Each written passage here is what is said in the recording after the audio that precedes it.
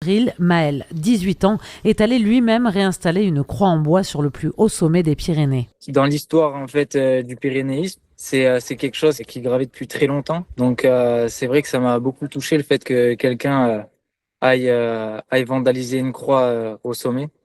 Donc du coup, j'ai voulu prendre l'action et la responsabilité d'en amener une nouvelle. Installée depuis 1951, la croix de l'Aneto que l'on voit sur ces images après une restauration est un symbole historique pour de nombreux randonneurs mais aussi pour des croyants. Elle a été dérobée en avril dernier et sa disparition reste un mystère. Alors pendant plusieurs semaines, Maël a fabriqué lui-même cette nouvelle croix en bois de 35 kg avant de l'acheminer jusqu'au toit des Pyrénées. Cette croix, je l'ai construite à partir d'un tronc de noyer noir du coup que j'ai tronçonné. Donc dessus j'ai gravé des motifs de fleurs de lys, donc pour pouvoir avoir un signe de royauté.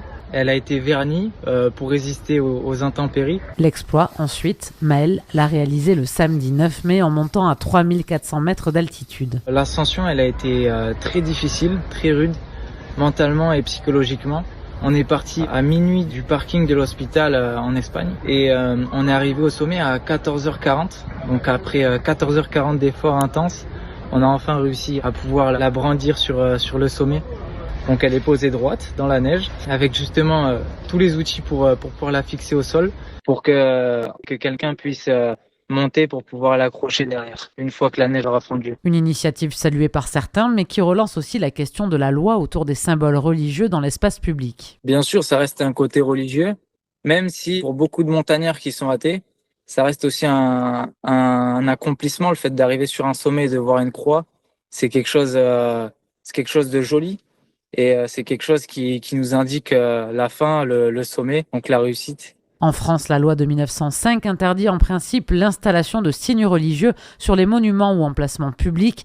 Mais en montagne, la situation est plus floue, notamment lorsqu'il s'agit de traditions anciennes ou d'initiatives privées. Côté espagnol, où se situe le sommet de l'Aneto, les règles sont généralement plus souples concernant ce type de symbole. J'ai quand même tenu à le faire. Et malgré ça, c'est vrai qu'énormément d'alpinistes français et espagnols étaient très heureux de tous voir ce geste.